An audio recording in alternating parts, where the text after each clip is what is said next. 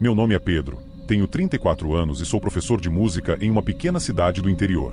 Gosto de uma vida tranquila, sem muitas surpresas, mas o que aconteceu há alguns anos ainda me deixa sem dormir. Talvez seja difícil de acreditar, mas, se você ficar até o final dessa história, vai entender por que as vozes das crianças ainda ecoam naquela igreja, mesmo sem elas estarem mais lá. Eu era o responsável pelo coral infantil da igreja, um grupo de crianças talentosas que se preparava para uma apresentação especial. Tudo parecia normal, até que, no ensaio final, algo estranho começou a acontecer, algo que mudou para sempre a forma como eu vejo o mundo. A cidade estava em clima de festa. O evento da igreja era uma das celebrações mais esperadas do ano, e eu estava no comando do coral infantil. As crianças estavam ansiosas, seus pais mais ainda. Para muitas delas, era a primeira vez se apresentando em público. Havia um sentimento de orgulho no ar. Naquela noite, estávamos nos preparando para o ensaio final. O evento era no dia seguinte, e queríamos que tudo saísse perfeito. A igreja estava decorada, e o som das vozes das crianças preenchia o espaço de uma maneira mágica. Tudo parecia estar indo conforme o planejado, até que não estava mais. Era para ser uma noite tranquila. Estávamos no meio do ensaio quando percebi que uma das crianças, o Joãozinho, de repente, sumiu. No começo, pensei que ele tivesse ido ao banheiro, mas o tempo foi passando e nada dele voltar. Estranho, pensei. Perguntei às outras crianças, mas ninguém tinha visto ele sair. Continuei o ensaio, tentando manter a calma. Foi quando a Mariazinha, outra integrante do coral, também desapareceu. Agora o clima começou a ficar pesado. A igreja estava quase vazia, apenas eu e as crianças. Liguei para os responsáveis, mas ninguém tinha notícias. Tentei controlar o nervosismo, mas dentro de mim, eu já sabia que algo muito errado estava acontecendo. A cada minuto que passava, mais uma criança sumia. A essa altura, meu coração estava disparado. Eu tentava manter a calma para não assustar os que ainda restavam, mas já era impossível ignorar o que estava acontecendo. Era como se as crianças estivessem sendo levadas por algo invisível. Procuramos em todos os cantos da igreja, sem sucesso.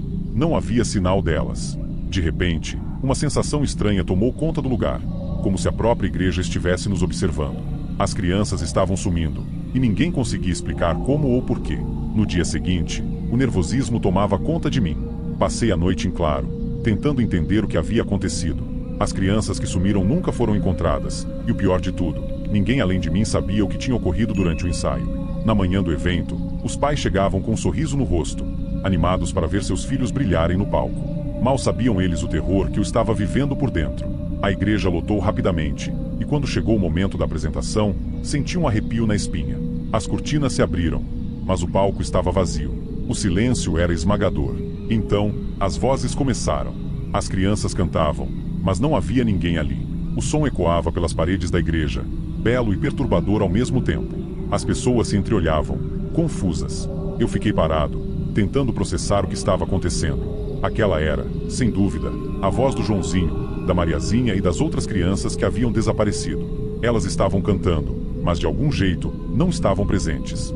Era como se suas vozes tivessem ficado presas em outro lugar, uma dimensão além do nosso entendimento. O padre tentou manter a calma, mas dava para ver em seu rosto que ele estava tão apavorado quanto eu. As vozes eram lindas, mas carregavam algo sombrio, quase como se as crianças estivessem cantando contra a vontade. A cada verso, o eco ficava mais forte, até que a igreja inteira parecia ressoar com o coral. Foi então que me dei conta. Aquelas crianças jamais voltariam. Elas estavam condenadas a cantar para sempre. As autoridades foram chamadas, mas ninguém conseguia explicar o que havia ocorrido. As famílias ficaram devastadas, e eu, mais do que ninguém, carregava o peso de ter sido o último a ver aquelas crianças. A igreja foi fechada depois de algumas semanas. As pessoas da cidade começaram a evitar o local, com medo do que acontecia ali. O som do coral, porém, nunca desapareceu. Até hoje, quem passa perto daquela igreja abandonada pode ouvir as vozes das crianças cantando. Elas estão presas em algum lugar que não podemos alcançar, condenadas a cantar eternamente, sem que ninguém saiba como salvá-las.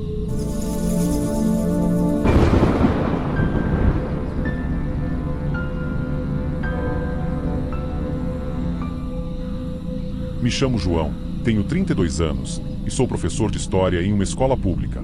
Nunca imaginei que eu, alguém tão cético e racional, viveria algo que me deixaria com medo de pisar em uma igreja novamente. O que vou contar é um relato real, e aviso desde já, ninguém saiu vivo daquele lugar. Era uma noite comum, e eu estava participando de uma missa noturna em uma igreja histórica, bem no centro da cidade. Eu não era exatamente religioso, mas sempre fui fascinado pela arquitetura gótica e pelas lendas que cercavam aquele lugar. Falam que muitos milagres aconteceram ali, e, apesar do meu ceticismo, algo em mim quis ver isso de perto. A missa começou como qualquer outra. O padre, um homem de idade, conduzia o ritual com uma voz calma, enquanto os fiéis se concentravam em suas orações. A igreja, com suas paredes altas e vitrais coloridos, criava um ambiente místico. Mas havia algo no ar, algo que não parecia certo. Os primeiros sinais de que algo estranho estava acontecendo surgiram logo depois da primeira oração. Uma senhora, que eu sabia estar em uma cadeira de rodas há anos, simplesmente se levantou e começou a andar. As pessoas ficaram em choque, e o padre sorriu de uma maneira que não consigo descrever. Parecia uma bênção, mas eu senti um calafrio. Eu sei o que você deve estar pensando. Milagres acontecendo? Isso não é motivo de pânico. Eu pensei o mesmo, mas quando você está lá, presenciando tudo, é diferente. Logo, mais coisas começaram a acontecer. Um homem que usava bengala a vida toda jogou-a de lado e saiu caminhando como se nunca tivesse tido problemas. Era inacreditável. Eu não podia negar o que estava vendo. Parecia que a igreja realmente estava abençoada, que algo divino estava acontecendo ali. As pessoas choravam, agradeciam a Deus, mas eu continuava inquieto. Tinha algo de errado naquela euforia, algo que não conseguia entender.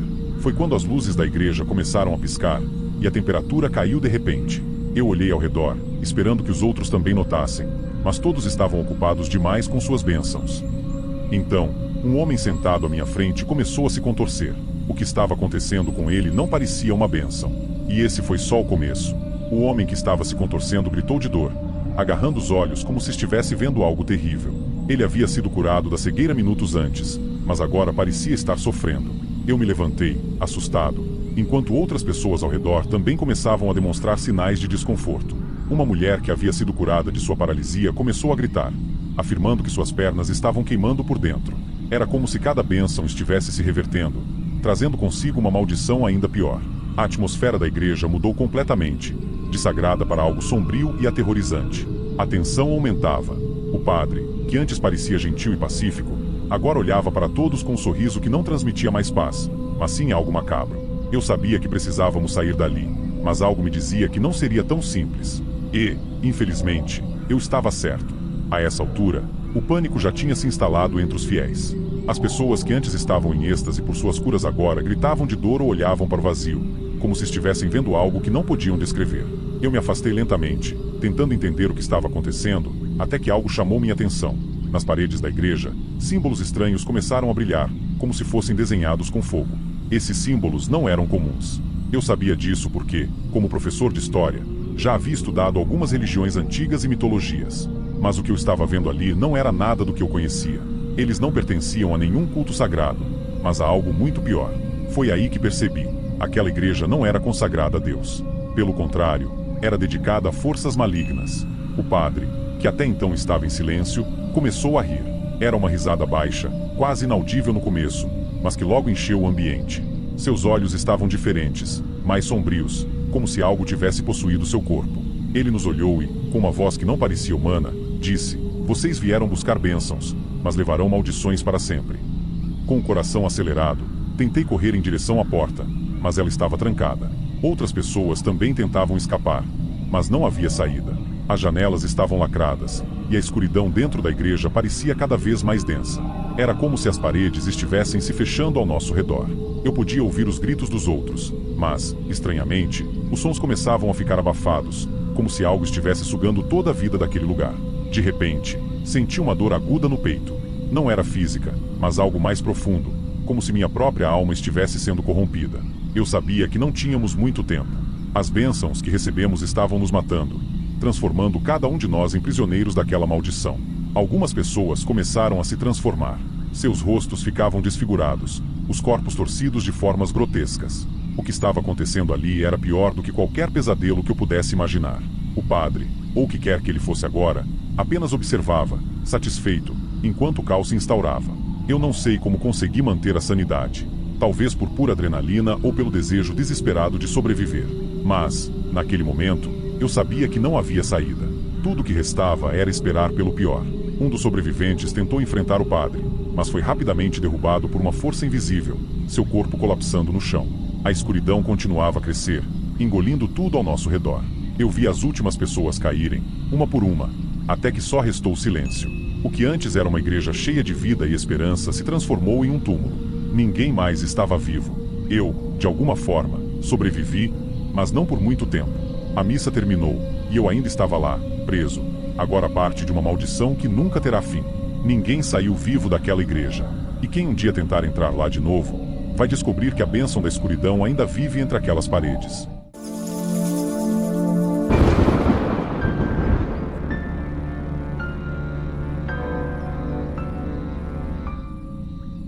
Meu nome é Paulo, tenho 36 anos, sou engenheiro civil e sempre gostei de manter minha vida organizada, longe de confusões. Nunca fui muito religioso, mas depois do que vivi, preciso contar algo que mudou completamente minha visão sobre o mundo. O que aconteceu naquela noite de Páscoa não foi só assustador, foi algo que desafiou toda a lógica. E o pior de tudo, nem todos saíram vivos daquela igreja. Eu fui uma das poucas pessoas que restaram para contar essa história.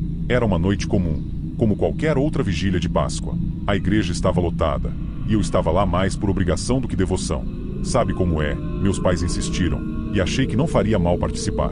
O padre Antônio, que todos respeitavam muito na cidade, estava conduzindo a cerimônia, como sempre fazia nessas datas especiais. A noite começou tranquila, as orações fluíam, e a pregação seguia seu curso. As portas da igreja foram trancadas, algo comum, como medida de segurança para evitar invasões ou furtos. Nada fora do normal, até então. Mas havia algo no ar naquela noite, algo que eu não conseguia explicar. Um silêncio estranho pairava no ambiente, como se o próprio lugar quisesse nos engolir. Mal sabia eu que aquilo seria o menor dos nossos problemas. Tudo parecia correr bem até que, de repente, as luzes começaram a piscar. Algumas pessoas olharam ao redor, desconfiadas, mas ninguém fez muito caso. No começo, parecia apenas uma falha na eletricidade, afinal, era um prédio antigo.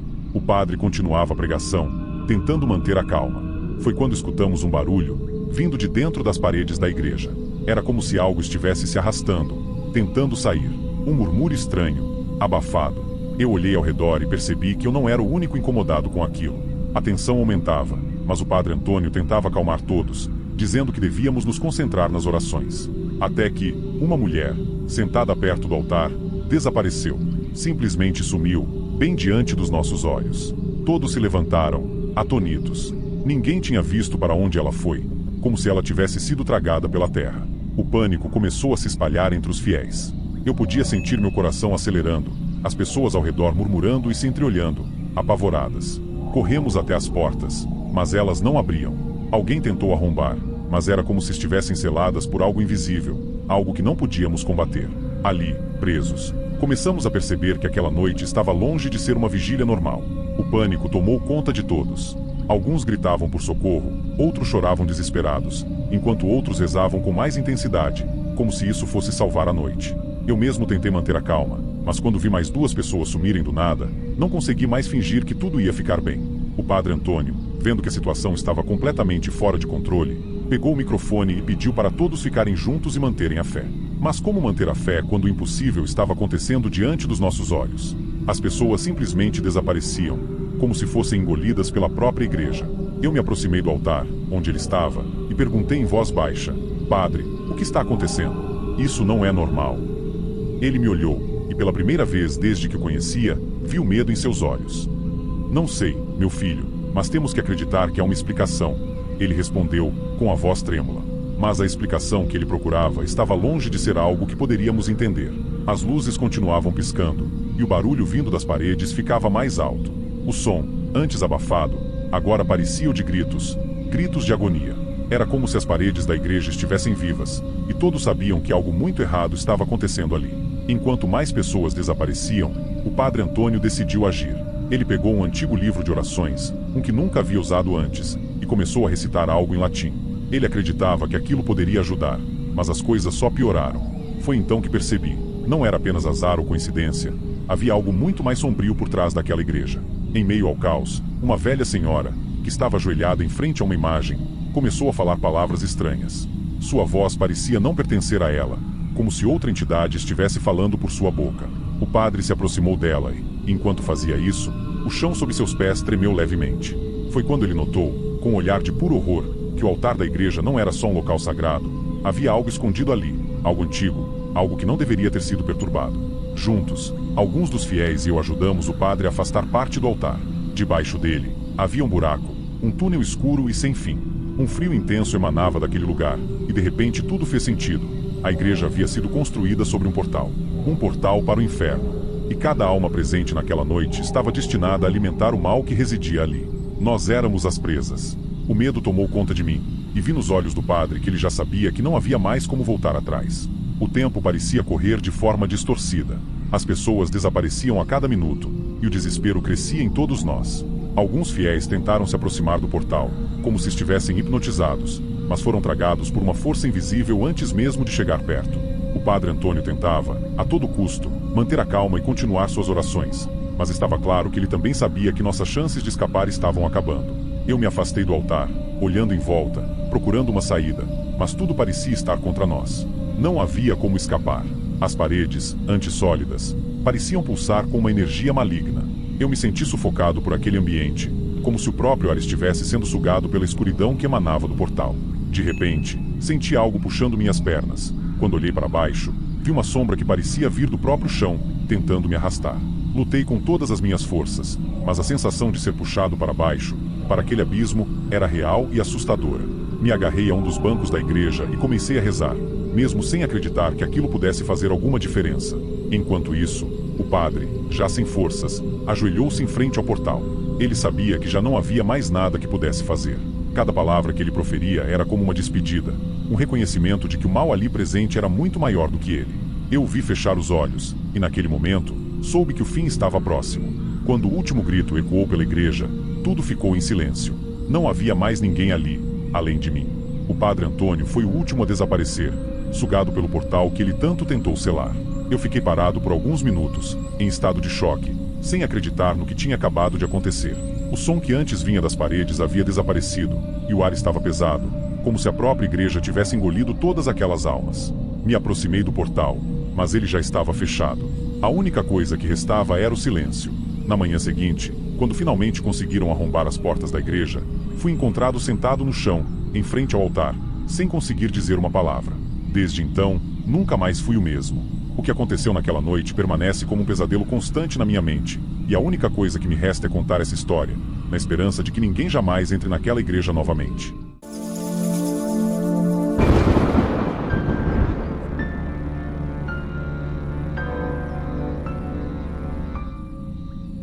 Meu nome é Rafael, tenho 32 anos, e sou padre há quase uma década.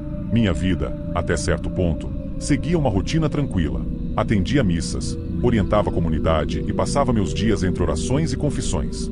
Eu acreditava que sabia o que era o mal, até o dia em que uma voz do além me mostrou o contrário. Vou te contar algo que mudou minha vida para sempre. E se você acha que o inferno é apenas uma metáfora, fique até o fim e veja por si mesmo o que ele pode fazer com uma alma desavisada. Tudo começou em uma noite aparentemente comum. A igreja estava silenciosa, e o cheiro de velas queimadas preenchia o ar. Eu estava prestes a fechar o confessionário quando ouvi uma voz. Não era uma voz qualquer. Era fria, distante, carregada de um peso que nunca senti antes. Padre, preciso confessar. Na hora, algo dentro de mim ficou em alerta. Algo estava errado, mas, por dever, segui em frente. O que eu não sabia é que, ao aceitar aquela confissão, eu estaria abrindo as portas para algo muito mais sombrio do que podia imaginar. Naquela noite, tudo parecia estar no seu lugar. Os fiéis já haviam saído, e o silêncio da igreja me dava uma sensação de paz. Eu estava me preparando para fechar o confessionário e ir embora quando, de repente, aquela voz apareceu. Padre, posso confessar? Parei no meio do movimento, minha mão congelada na porta. O confessionário estava vazio, ninguém mais estava na igreja. Quem estaria me chamando? Sem pensar muito, voltei para dentro. A primeira confissão começou de forma estranha, com a voz mencionando pecados que pareciam muito mais profundos do que os que eu estava acostumado a ouvir. Havia uma angústia, uma dor que atravessava as palavras. Perguntei quem era e de onde estava falando, mas a pessoa se recusou a me dizer. Isso não importa, padre, você só precisa ouvir. Conforme a voz ia falando, algo no ar começou a mudar. O clima ficou mais frio, como se a própria temperatura da igreja tivesse caído alguns graus. Eu me senti desconfortável, mas continuei escutando. A sensação de que havia algo muito errado não me deixava, mas, como de costume, finalizei a confissão com as palavras de absolvição e voltei para casa. No dia seguinte, me peguei pensando na confissão da noite anterior. Algo naquela voz me incomodava profundamente. Era como se as palavras tivessem ficado gravadas em minha mente. Ao cair da noite, decidi voltar à igreja mais cedo. Queria rezar, buscar respostas para o que eu estava sentindo. Assim que o sol se pôs e a igreja ficou envolta na penumbra, a voz voltou. O mesmo tom sombrio, a mesma sensação gélida. Padre, estou aqui de novo. Dessa vez, a confissão foi ainda mais perturbadora. A voz confessava pecados horríveis, coisas que não pareciam possíveis de serem perdoadas. Morte, traição, vingança. A cada palavra, meu desconforto crescia, mas eu me sentia preso, incapaz de interromper. Com o passar dos dias, a situação foi ficando cada vez mais bizarra. A voz só aparecia à noite, sempre quando a igreja estava vazia. Tentei descobrir mais sobre quem poderia ser aquela pessoa, mas parecia que não havia ninguém. E foi aí que comecei a ouvir histórias sobre o confessionário. Alguns diziam que ele era amaldiçoado, que eventos sobrenaturais já haviam ocorrido ali. Na hora, achei que eram apenas superstições, mas agora não sei mais o que pensar. A verdade é que eu estava prestes a descobrir algo que mudaria tudo. Os dias passavam, e cada vez mais eu ficava obcecado com aquela voz. Ela me assombrava, não só nas noites em que a ouvia, mas também durante o dia. Sentia um frio estranho quando passava pelo confessionário, como se uma presença invisível estivesse sempre ali, esperando. Então, em uma noite, decidi que não poderia mais continuar assim. Entrei no confessionário com uma determinação que eu mesmo não sabia que tinha. Quando a voz surgiu, eu a interrompi de imediato. Quem é você? Eu preciso saber. O que quer de mim? A voz fez uma pausa. O silêncio foi tão intenso que eu podia ouvir meu próprio coração batendo acelerado. E, então, ela falou. Meu nome é Lucas. E eu não busco perdão, padre. Busco justiça. O impacto daquelas palavras foi como um soco no estômago. Justiça? O que ele queria dizer com isso? A voz continuou. Eu fui traído, morto injustamente, e aqueles que fizeram isso estão descansando em paz, enquanto eu estou preso, no limbo. Eu senti uma mistura de medo e compaixão. Era um espírito, uma alma perdida, buscando justiça por algo terrível que havia lhe acontecido. Mas o que me incomodava era o tom de vingança nas palavras. Eu deveria ajudar essa alma a encontrar paz, mas não sabia por onde começar. Lucas, você não precisa de vingança. Precisa de paz. Eu posso te ajudar a encontrá-la. Mas a resposta dele veio rápida e cortante. Paz? Eu nunca terei paz, padre. E em breve, você também não. Depois daquela noite, ficou claro para mim que o caso de Lucas não era uma simples alma pedindo redenção. Ele estava preso em um ciclo de ódio e vingança. Eu sabia o que tinha que fazer, embora estivesse apavorado. Precisava tentar libertar aquela alma por meio de um exorcismo. Preparei tudo com cuidado. Rezei mais do que nunca, pedindo a Deus força e proteção.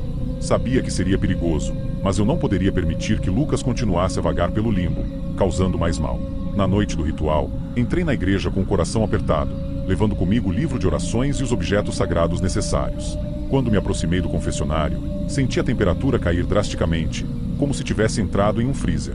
O ar estava denso, pesado, e o cheiro de velas queimadas agora era sufocante. Lucas, eu vim para libertar sua alma, anunciei com firmeza. Ele riu, uma risada que ecoou pelo ambiente, fazendo meus pelos se arrepiarem.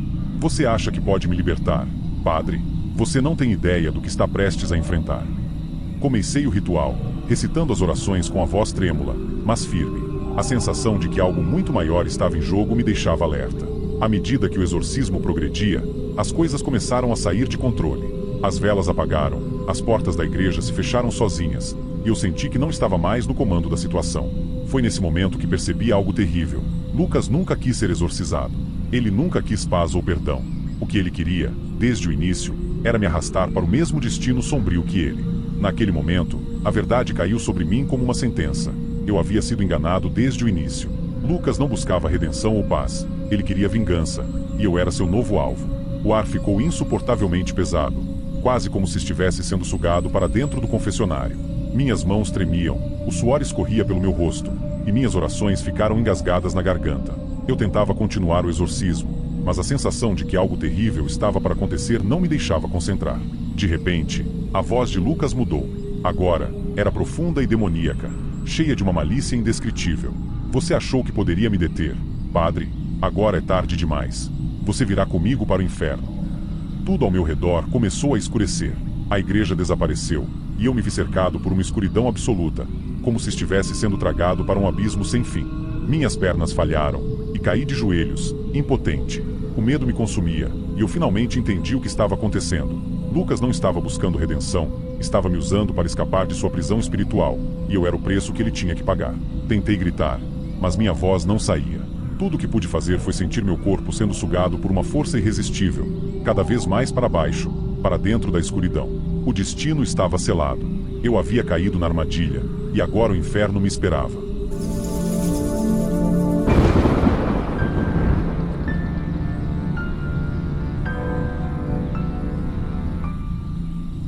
Meu nome é Lucas, tenho 24 anos e trabalho como vendedor em uma loja de eletrônicos.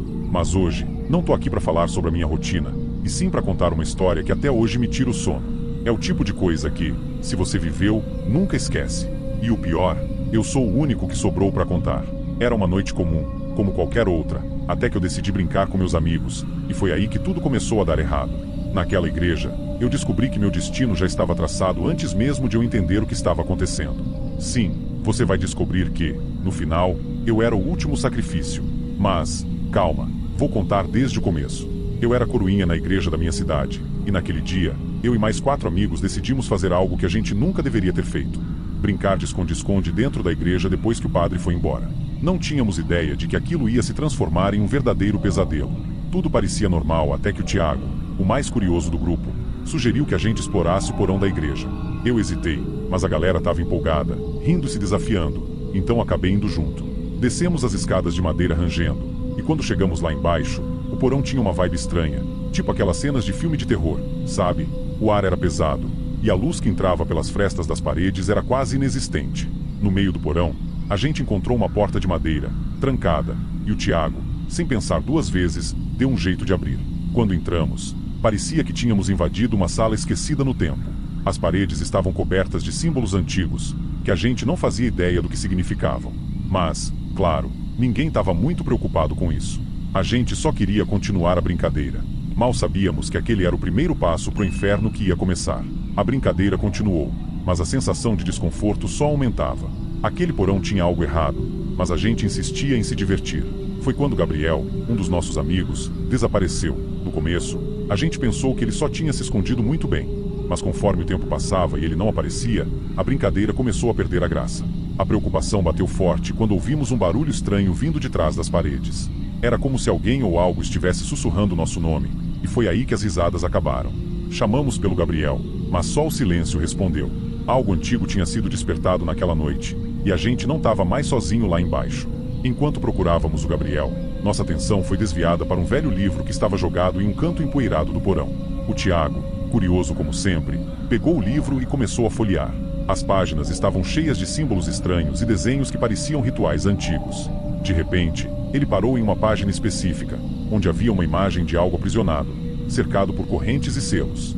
O que mais nos chamou a atenção foi a descrição embaixo, que dizia algo como: quando o último for ofertado, o mal será libertado. Eu não entendia direito, mas aquele livro parecia contar a história de algo que estava selado debaixo da igreja há muito tempo. Nesse momento, meu corpo inteiro gelou. Começamos a ligar os pontos. O Gabriel desaparecido, os símbolos nas paredes, o porão misterioso. Algo antigo e sombrio havia sido despertado, e a gente era parte de um plano maior. Os minutos passavam, e o desespero só crescia. Além do Gabriel, o Tiago também sumiu. O clima de brincadeira desapareceu completamente, e o medo tomou conta de todos nós. Tentamos sair da igreja, mas todas as portas estavam trancadas, como se estivéssemos presos por alguma força invisível. Era como se a própria igreja estivesse viva, nos mantendo lá dentro. Fui tomado por uma sensação de que algo ou alguém estava nos caçando. E foi aí que lembrei das palavras do livro: o último será o sacrifício. Naquele instante, tudo fez sentido. Eu era o único que ainda não tinha sido pego, e comecei a entender que isso não era por acaso. Os desaparecimentos seguiam um padrão, e agora só restava eu. Eu corri, desesperado, tentando encontrar uma saída. Meu coração disparava, e a cada passo que eu dava, parecia que a coisa se aproximava mais de mim.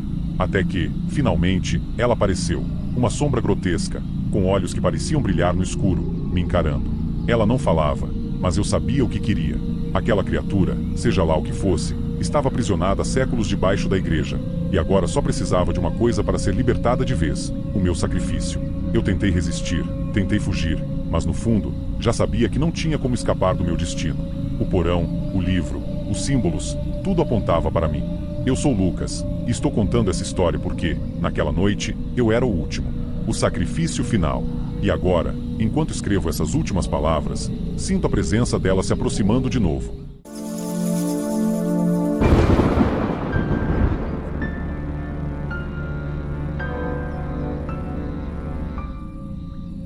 Meu nome é Marcos, tenho 35 anos, sou padre de uma pequena igreja no interior de São Paulo.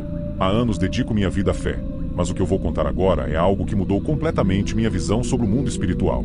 O que aconteceu na minha igreja me deixou uma certeza: nem tudo que parece sagrado realmente é. Tudo começou quando instalamos uma nova estátua na igreja. Um anjo imponente, com uma expressão serena e braços estendidos, parecia perfeito para atrair mais fiéis. Não imaginei que, naquele momento, estávamos colocando o mal bem no centro do altar. A primeira vez que olhei para a estátua, senti um arrepio estranho. Algo ali não parecia certo, mas eu ignorei. Afinal, era apenas uma obra de arte, não? Ou pelo menos, foi o que eu pensei. Não demorou muito para que coisas estranhas começassem a acontecer. As velas que sempre mantínhamos acesas, inexplicavelmente, apagavam sozinhas. Murmúrios ecoavam pela igreja durante a noite, como se alguém estivesse sussurrando orações. Alguns dos fiéis me procuraram, falando sobre pesadelos perturbadores com a estátua. Eu, tentando manter a calma, disse que tudo era coincidência. Talvez fosse o vento que apagava as velas, ou então o cansaço que causava os pesadelos. Mas, no fundo, comecei a perceber que algo mais estava acontecendo ali. Só que não era algo que eu estava pronto para admitir ainda. Os fiéis mais devotos começaram a mudar. Eles ficavam horas diante da estátua, murmurando orações que eu não conseguia entender. Seus olhos, antes cheios de fé e esperança, começaram a parecer vazios, como se estivessem sendo sugados para algo que ninguém mais conseguia ver. Foi aí que percebi que a estátua não era apenas uma obra de arte. Ela estava transformando aqueles que mais acreditavam. E o que era pior, começava com os mais fervorosos, os que jamais questionariam nada vindo da igreja. Isso me deixou inquieto, mas ainda não tinha provas concretas de que algo realmente diabólico estava em ação. As noites de sono começaram a ficar mais curtas, sonhos estranhos me atormentavam, e toda vez eu acordava suado e com a mesma visão: o anjo da estátua se movendo, seus olhos brilhando em um tom de vermelho. Algo me dizia que eu precisava investigar a origem daquela estátua. Passei dias imerso em livros antigos, pesquisando sobre estátuas de anjos e seus significados. Foi em um dos textos mais antigos que encontrei a verdade. Aquela estátua não era de um anjo qualquer, mas de uma entidade demoníaca disfarçada, que usava sua aparência para ganhar a confiança das pessoas e, assim, corrompê-las. Meu coração disparou. Eu precisava fazer algo antes que fosse tarde demais. Decidi que era hora de agir, reuni todo o material que tinha e preparei um ritual de exorcismo. No entanto, algo me dizia que não seria fácil. Quando entrei na igreja naquela noite, o ambiente parecia pesado, opressor. As luzes tremulavam e o silêncio era tão profundo que eu podia ouvir minha própria respiração. Comecei o ritual, mas, antes que pudesse progredir, fui confrontado pelos próprios devotos, aqueles que estavam mais próximos da estátua. Eles não pareciam mais as mesmas pessoas. Seus olhos vazios agora tinham um brilho sombrio, e eles repetiam palavras em uma língua que eu não compreendia. A estátua tinha feito deles servos, e agora eles estavam dispostos a me impedir a qualquer custo. Enquanto lutava para terminar o ritual, senti uma força imensa me puxando para o chão. Tudo ao meu redor parecia desmoronar. A voz dos devotos agora ecoava em uníssono, e a estátua parecia ganhar vida, movendo seus braços lentamente em minha direção. Eu não conseguia respirar. No final, fui o último a sucumbir. A entidade triunfou, e a igreja, antes um lugar de luz e fé, foi transformada em um centro de escuridão. Os fiéis, agora servos do anjo decaído, começaram a espalhar sua influência além das portas da igreja. E eu, bem, eu me tornei mais um deles.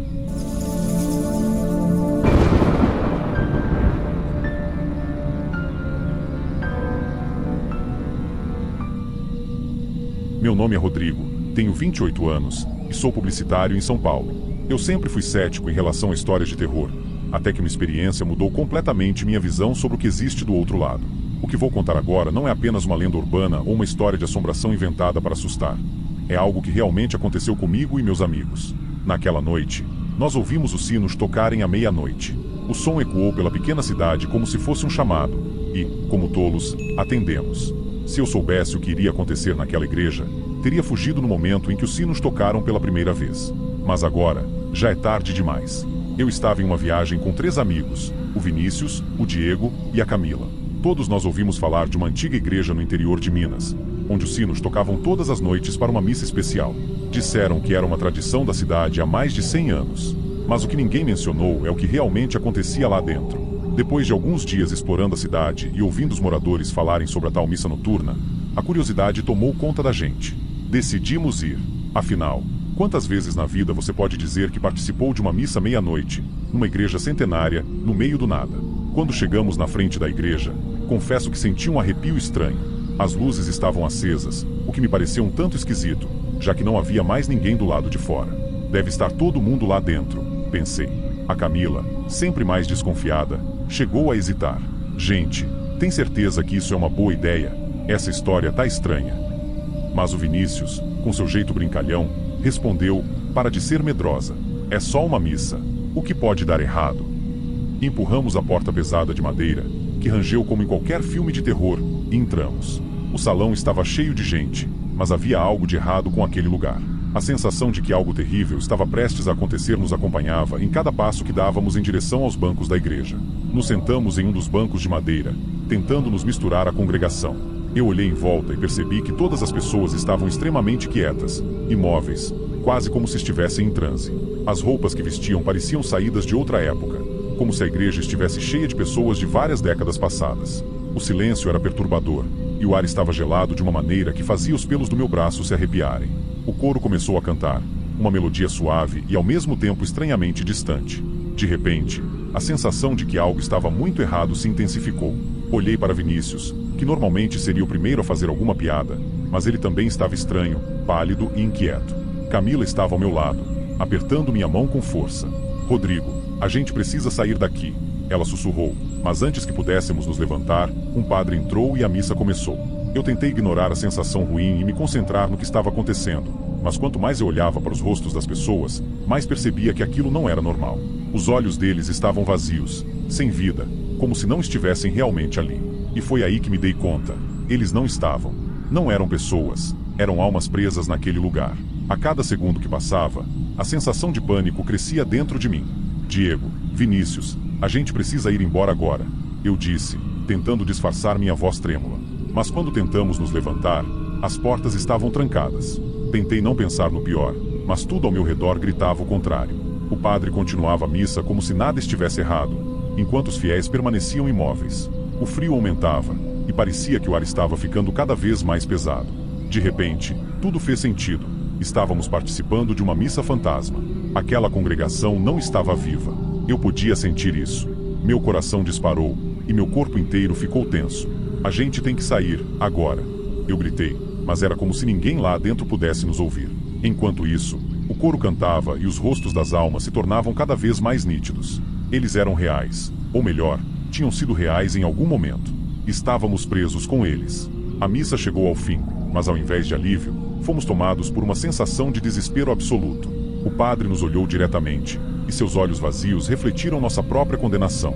O frio que nos envolvia agora vinha de dentro. Quando olhei para minhas mãos, percebi que minha pele estava ficando pálida, quase translúcida, assim como as almas que nos cercavam. Foi nesse momento que entendi o que havia acontecido. A missa não era só para as almas penadas. Nós também estávamos condenados a participar dela. Éramos agora parte da congregação. Tentamos correr, mas foi inútil. As portas da igreja não se abriram e, quando olhei ao redor, percebi que não havia mais saída. Agora, nós também estamos aqui, todas as noites, quando os sinos tocam. E você que está ouvindo essa história, tome cuidado, porque, assim como nós, você pode acabar preso aqui, para sempre.